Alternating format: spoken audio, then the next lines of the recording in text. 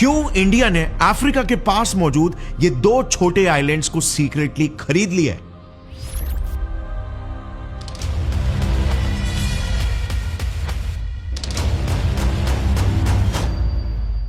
साल 2006 US Naval institute में एक रिपोर्ट पब्लिश होती है जिसने सभी के होश उड़ा दिए।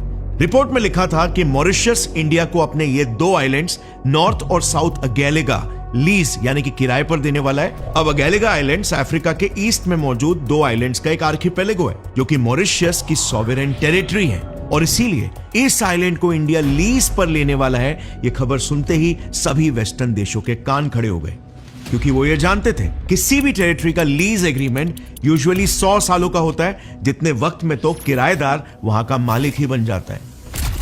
नाउ कट टू 2012, मॉरिशस के फॉरेन मिनिस्टर ने भी ऑन रिकॉर्ड ये कहा कि उन्होंने इंडिया के सामने एक ऑफर पेश किया है जिसमें वो एक टैक्स डील के बदले में इंडिया को अगेलिगा आइलैंड देने वाले हैं। अब यहां तक भी सभी देशों का गेसवर्क ही चालू था कि फिर आती है ये न्यूज कि इंडिया मॉरिशस में $250 मिलियन का एक सीक्रेट प्रोजेक्ट बिल्ड कर रहा है।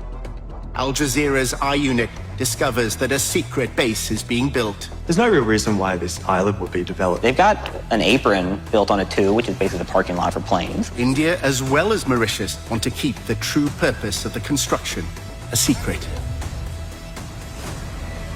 अब समझदारों के लिए इशारा ही काफी था और इसीलिए ये रिपोर्ट पब्लिश होते ही पूरे ग्लोबल मीडिया में ये न्यूज वायरल हो गई कि हो ना हो इंडिया मॉरिशस में अपना एक सीक्रेट मिलिट्री बेस बना रहा है। In this area here, we can see what potentially could be the military base or the military facilities. There's no real reason why this island would be developed other than for military use. India उनके अगेलिगा islands पर कब्जा कर रहा है, जैसे विश्व के सबसे बड़े सुपर पावर अमेरिका ने डिएगो गार्शिया आइलैंड पर कर रखा है, फ्रांस ने रियूनियन आइलैंड पर कर रखा है और यूके ने जिब्राल्टर पर।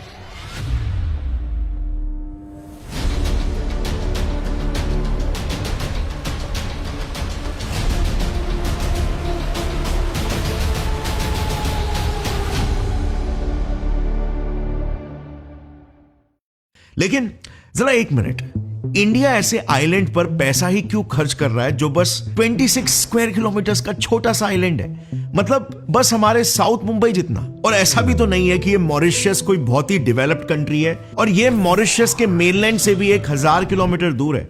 इनफैक्ट मॉरिशस से अगेलिगा पहुंचने में ही 2 दिन लग जाते हैं। ये देखना, ये MV ट्रोकेटिया नाम की एक शिप है जो 3 महीनों में सिर्फ एक ही बार अगेलिगा पहुंचती है सारे सप्लाईज डिलीवर करने के लिए। ना ही यहां पर कोई होटल है, ना ही कोई रिसोर्ट, पूरा आइलैंड घने जंगल से भरा हुआ है। यहां पर अगेलिगन कबीले के सिर्फ 300 आदिवासी रहते हैं जो अपना गुजारा बस मछली पकड़कर या नारियल की खेती करके करते हैं, यानी इकोनॉमिकली भी ये आइलैंड कुछ खास रेवेन्यू जनरेट नहीं करता। सो जाहिर है ये बात किसी को भी सोचने पर मजबूर कर देगी कि इस इतने अंडर डेवलप्ड आइलैंड पर इंडिया $250 मिलियन क्यों खर्च कर रहा है। ऐसा कौन सा प्रोजेक्ट बना रहा है, वो भी इतने सीक्रेटिवली दुनिया की नजरों से छुपाकर, कि जब मॉरिशस के प्रधानमंत्री जुगनॉट से कहा गया कि इस अगेलिगा प्रोजेक्ट का एग्रीमेंट पब्लिक कर दो, तो उन्होंने साफ मना करते हुए यह बोला कि नहीं, ऐसा नहीं हो सकता क्योंकि इसमें एक ऐसा क्लॉज है जो हाईली कॉन्फिडेंशियल है और इंडिया नहीं चाहता कि वो जनता के सामने आए। अब अगर हम DRDO के ऑफिशियल डॉक्यूमेंट की माने ना, तो उसके हिसाब से इंडिया का यह नया $250 मिलियन का अगेलिगा प्रोजेक्ट मॉरिशस के डेवलपमेंट के लिए है, जिससे वहां की एयर और सी कनेक्टिविटी बढ़ेगी और वहां के लोकल्स को फायदा होगा। बट इसके विपरीत साल 2021 में अल जजीरा ने अगेलिगा आइलैंड की सैटेलाइट इमेजेस में 4 ऐसी वियर्ड चीजों को ऑब्जर्व किया जो इंडिया के इन क्लेम्स के एकदम कॉन्ट्रडिक्टरी है। सबसे पहले तो नॉर्थ अगेलिगा आइलैंड में अल जजीरा ने इंडियन वर्कर्स की कॉलोनीज को देखा। वहां पर सेमी परमानेंट घर और हॉस्पिटल्स भी बने हुए थे, जिस पर लोकल्स का कहना है कि इस स्केल की मेडिकल फैसिलिटी तो दोनों भी अगेलिगा आइलैंड्स पर नहीं है, जो कि एक अच्छी बात है, राइट? मगर सबसे स्ट्रेंज बात तो यह है कि अल जजीरा के हिसाब से यह पूरा एरिया अगेलिगा के लोकल्स के लिए ऑलमोस्ट एक रिस्ट्रिक्टेड जोन है, यानी कि वहां पर लोकल्स को एंट्री नहीं है। अब आमतौर पर ऐसे रेस्ट्रिक्शंस मोस्टली मिलिट्री जोन्स पर ही लगते हैं ना। सो इस एरिया को क्या कहा जाए? ऑल्सो DRDO के रिपोर्ट के हिसाब से यह प्रोजेक्ट मॉरिशस के डेवलपमेंट के लिए, वहां के लोकल्स की भलाई के लिए बन रहा है, तो उन्हें ही वहां पर एंट्री क्यों नहीं दी जा रही? दूसरी बात, आप खुद सैटेलाइट इमेजेस में देख सकते हो, आपको 3 किलोमीटर लंबा एक रनवे और डीप वाटर जेटीज दिख जाएंगे। बट प्रॉब्लम यह है कि मॉरिशस, इस पूरे देश के पास सिर्फ छोटे ही प्लेन्स हैं जो कि 1 किलोमीटर से भी कम वाले रनवेज पर आराम से उतर सकते हैं। प्लस जैसे मैंने बताया, एगालेगा आइलैंड्स पर सिर्फ 300 लोग ही रहते हैं। तो आखिर इंडिया ने वहां पर जरूरत से 3 गुना बड़ा रनवे आखिर क्यों बना रखा है? अगेन, क्या एगालेगा पर $250 मिलियन खर्च करके यह प्रोजेक्ट वहां के लोकल्स के डेवलपमेंट के लिए बनाया जा रहा है, या फिर इन आर्टिकल्स में वाकई में कुछ सच्चाई है? क्योंकि इस प्रोजेक्ट के सैटेलाइट इमेजेस में एक और एक वियर्ड चीज स्पॉट हुई है। ये हैंगर देखो। हैंगर मिलिट्री की भाषा में बेसिकली एक एयरक्राफ्ट के पार्किंग स्टेशन को कहा जाता है, जहां पर मिलिट्री एयरक्राफ्ट और जेट्स को स्टोर और रिपेयर करके उन्हें फ्लाइट रेडी बनाया जाता है। मगर प्रॉब्लम यह है कि एगालेगा पर इंडिया ने जो हैंगर बनाया है 180 फीट लंबा और 200 फीट वाइड है। अब पहली बात तो मॉरिशस के पास कोई एयरफोर्स ही नहीं है, और एयरक्राफ्ट उनके पास इंडिया द्वारा ही दिए गए डॉर्नियर 228 प्लेन्स है, जो एक्चुअली में बहुत छोटे चार्टर फ्लाइट जैसे होते हैं। सो आखिर इंडिया ने इतना बड़ा हैंगर किस वजह के लिए वहां पर बनाया हुआ है? डिफेंस एक्सपर्ट्स के हिसाब से इस हैंगर का डायमीटर इंडिया के एक स्पाई प्लेन P-8I पोसाइडन से बिल्कुल मैच करता है। यस, स्पाई प्लेन, जैसे हम इंडियन ओशन रीजन में सर्वेलेंस यानी कि दूसरे देशों के नेवल मूवमेंट्स पर जासूसी करने के लिए इस्तेमाल करते हैं। P-8I पोसाइडन पर लगे हाईटेक रेडार सिस्टम्स हवा में ही कम्युनिकेशंस को टैप करते हैं, और इनका सबसे यूनिक फीचर यह है कि ये प्लेन्स एंटी सबमरीन वॉरफेयर भी कर सकते हैं, यानी कि ये समुद्र के नीचे छुपी हुई सबमरीन्स को तक डिटेक्ट करके उन्हें तबाह करने की ताकत रखते हैं। और एगालेगा आइलैंड पर सिर्फ इस प्लेन का हैंगर ही नहीं दिखा है, बल्कि P-8I प्लेन भी दिखी है। रिसेंटली BBC ने जब उसी आइलैंड का एक फोटो लीक किया तो उसमें हमारा स्पाई प्लेन साफ दिख रहा था। सो कहीं ना कहीं ये सारे सबूत एक ही तरफ इशारा कर रहे हैं। हाई चांसेस है कि यस, वाकई में इंडिया मॉरिशस के एगालेगा आइलैंड पर अपना खुद का एक नया सीक्रेट मिलिट्री बेस बना रहा है। लेकिन अनफॉर्चुनेटली एगालेगा आइलैंड के लोकल्स इस बात से बिल्कुल भी खुश नहीं है। वो तो इंडिया के इस $250 मिलियन के प्रोजेक्ट का विरोध कर रहे हैं। आखिर क्यों?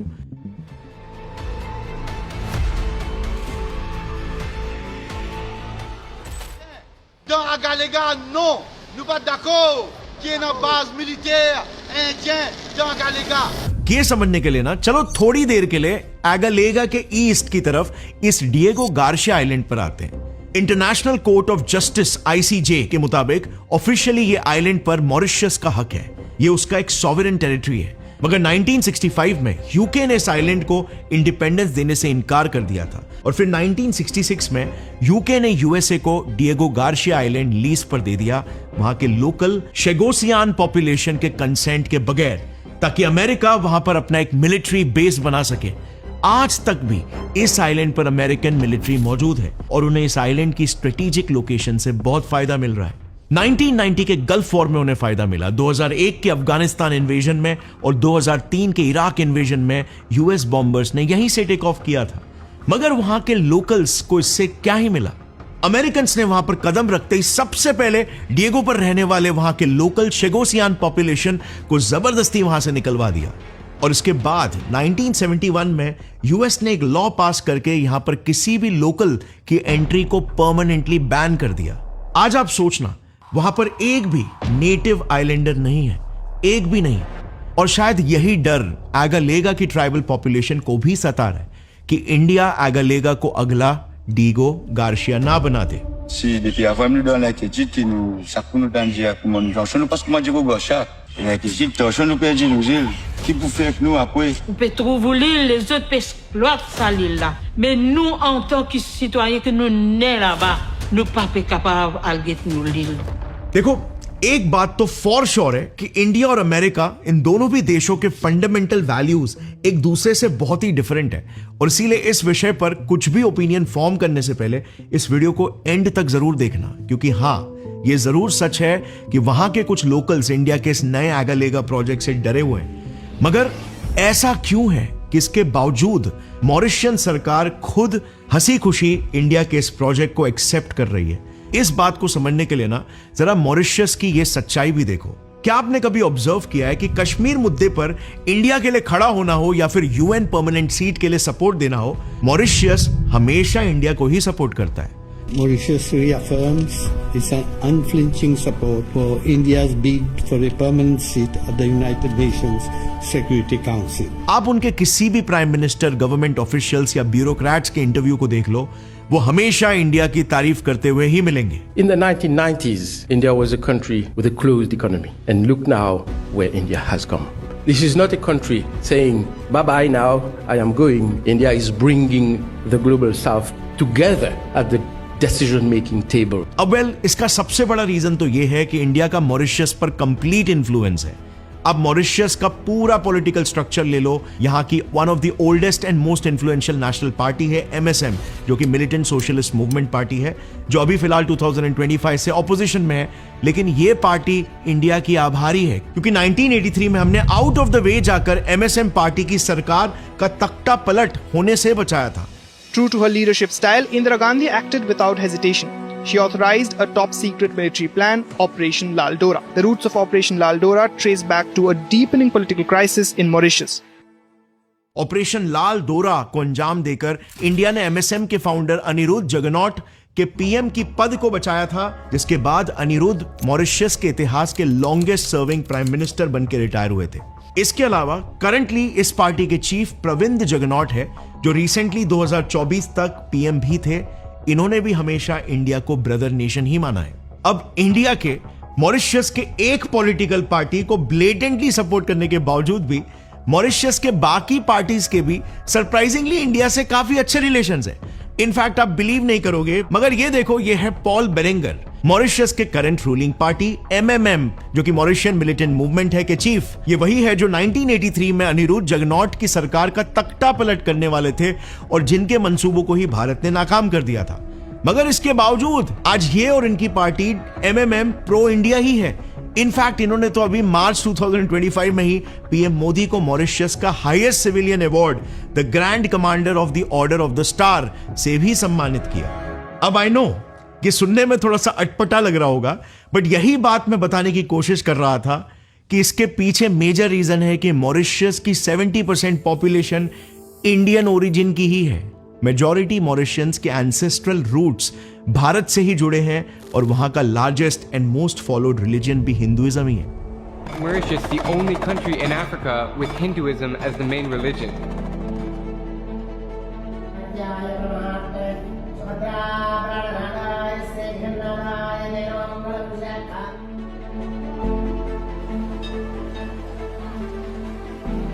और इसीलिए क्योंकि मॉरिशस की जनता इस प्रो इंडिया, ये एक बड़ा रीजन है कि वहां के सभी पॉलिटिकल पार्टीज का भी इंडिया के प्रति एक फेवरेबल स्टैंस रहता है।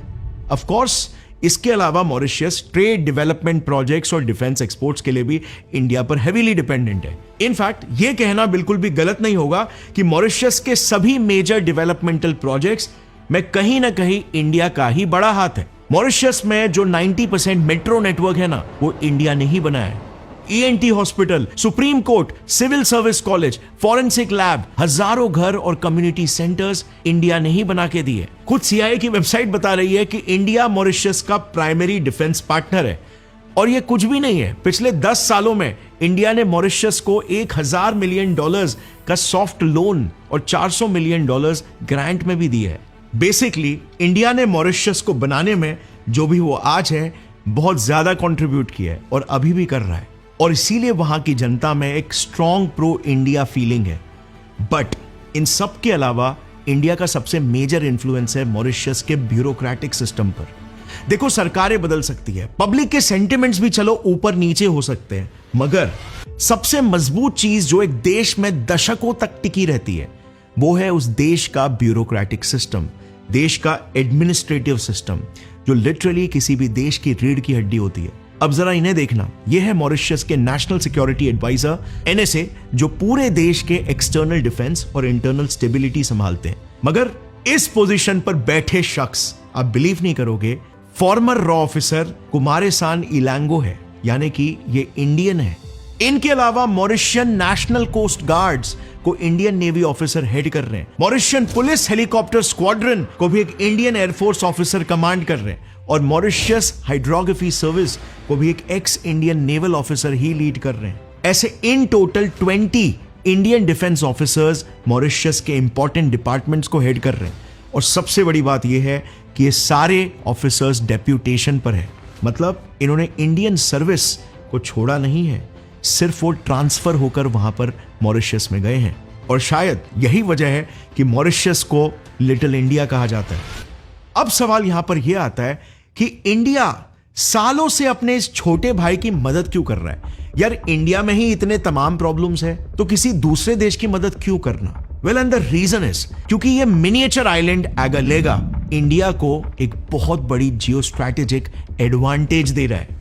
ये मैप को जरा देखना, ये है अफ्रीका का मोजाम्बिक चैनल, जो कि एक बहुत ही इंपॉर्टेंट एरिया है क्योंकि यहीं से पूरे ईस्ट अफ्रीकन देशों का ट्रेड गुजरता है। इस चैनल में नेचुरल गैस का भंडार है और सुएज कैनाल के बाद यही इकलौता रूट है जो वेस्टर्न कंट्रीज को एशिया से जोड़ता है।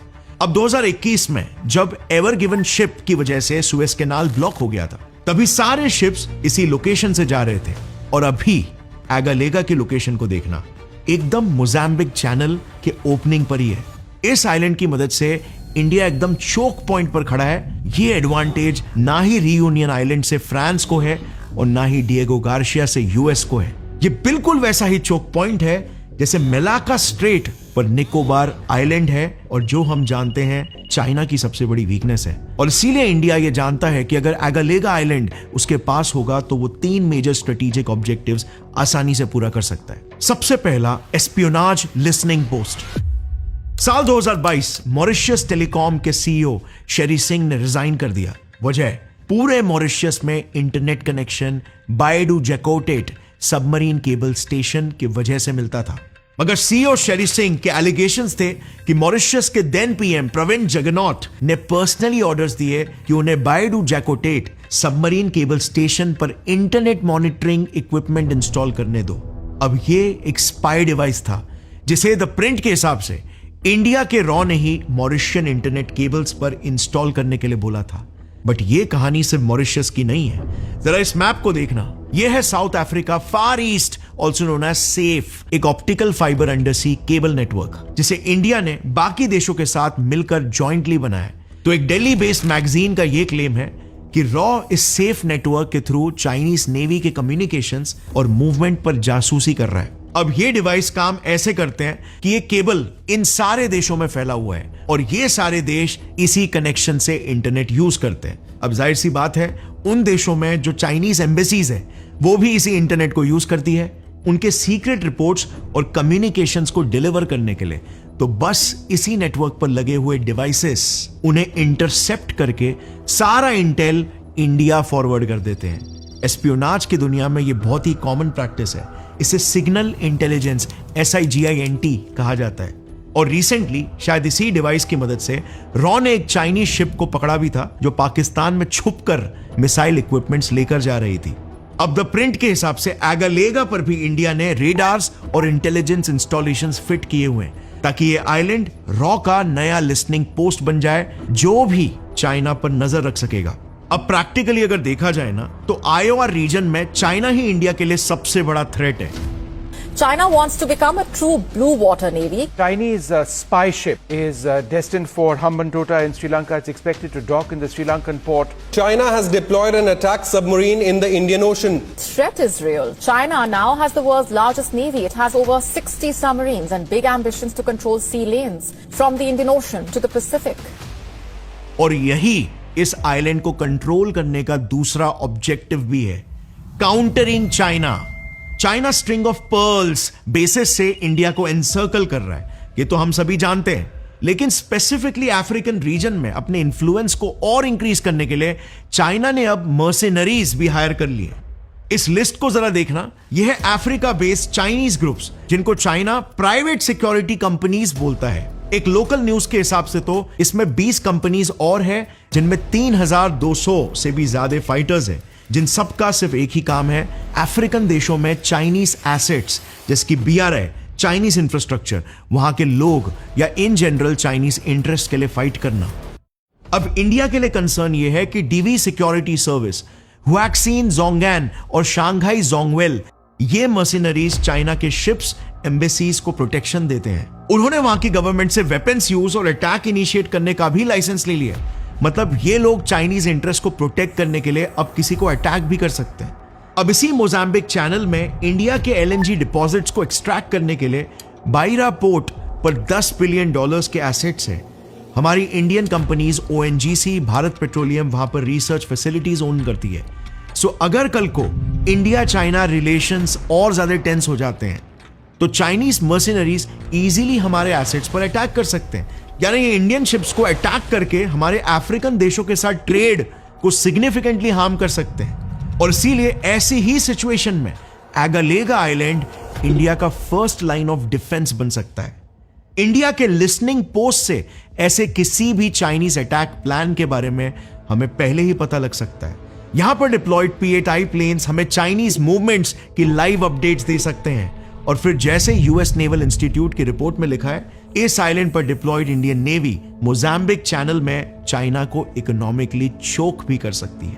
इसके अलावा एगालेगा आइलैंड का ऑब्जेक्टिव सिर्फ ऑफेंस ही नहीं है, इसका तीसरा ऑब्जेक्टिव पावर बैलेंस भी मेंटेन करना है। चाइना के अलावा IOR यानी इंडियन ओशन रीजन में फ्रांस का रियूनियन आइलैंड और यूएस का डिएगो गार्सिया बेस भी है। तो इसमें प्रॉब्लम यह थी कि इंडिया का अफ्रीकन कोस्ट के नजदीक कोई भी इतना स्ट्रेटेजिक बेस नहीं था। ऊपर से IOR में नजर रखने के लिए यानी कि इंडियन P-8I प्लेन्स को रिफ्यूलिंग के लिए यूएस और फ्रांस के बेस को यूज करना पड़ता था, जिससे इंडिया की डिपेंडेंसी इन पर बढ़ गई थी। लेकिन अब एगालेगा इस पावर डायनामिक को बैलेंस कर सकता है और इसीलिए ही तो मॉरिशस का ये स्ट्रेटेजिक इंपॉर्टेंस इंडिया की हर एक गवर्नमेंट, इंडिया की हर एक पॉलिटिकल पार्टी अच्छे से जानती थी। तभी तो PM इंदिरा गांधी जी से लेकर PM मोदी तक इंडिया ने आज से नहीं बल्कि हिस्टोरिकली ही मॉरिशस को हमेशा सपोर्ट किया है। वरना क्यों ही हम किसी एक छोटे से 35 साल पहले ही आजाद हुए देश में इतना इंटरेस्ट ले? क्यों हर एक पार्टी की गवर्नमेंट ने मॉरिशस को मिलियंस ऑफ डॉलर्स के फंड्स दिए? एगालेगा प्रोजेक्ट की ये डील आज से नहीं बल्कि 2006 से चल रही है। इंडिया की पॉलिटिकल लॉबिंग का ये नतीजा है। और मुझे लगता है इंडिया का इंडियन ओशन रीजन पर कंट्रोल पूरे ग्लोबल साउथ के लिए बहुत ही जरूरी है, क्योंकि अगर कोई दूसरी पावर इस रीजन को कंट्रोल करेगी तो उसके इस एडवांटेज से दुनिया को एक्सप्लॉइट करने के चांसेस बहुत हाई है। लेकिन वहीं पर इंडिया जैसे पीसफुल पावर के हाथों में ये रीजन होगा तो एक्सप्लॉइटेशन के चांसेस भी बहुत ही कम होंगे। और यही बात खुद मॉरिशस के फॉरेन मिनिस्टर ने भी कही थी। India has not forgotten the other countries. This is not a country saying, bye-bye now, I am going to the decision-making table. India is bringing the global south together at the decision-making table. और इसीलिए high chances है कि Mauritius के एगालेगा island का अंजाम Diego Garcia जैसा नहीं होगा। इंडिया के फंडामेंटल वैल्यूज और हमारी हिस्ट्री को मद्देनजर में रखते हुए हाई चांसेस है कि हम यूएस के जैसे एगालेगा आइलैंड्स और वहां के लोकल जनता को एक्सप्लॉइट नहीं करेंगे। आपका इस पर क्या ओपिनियन है? कमेंट में जरूर शेयर करना हमारे साथ। और अगर आप अब तक एंड तक रुके थे, इसका मतलब यह है कि आपको जियोपॉलिटिक्स में अच्छा खासा इंटरेस्ट है। तो आई एम श्योर आपको मेरा ये वाला वीडियो भी पसंद आएगा, जहां पर मैंने डिटेल में डिस्कस किया है कि कैसे चाइना इंडिया के खिलाफ एक जंग की तैयारी कर रहा है। हिमालयाज में कुछ ऐसे सीक्रेट बेसेस बना रहा है जिसके बारे में हर इंडियन को पता होना चाहिए। So do check it out. मिलते हैं अगले वीडियो में, तब तक के लिए टेक केयर। जय हिंद।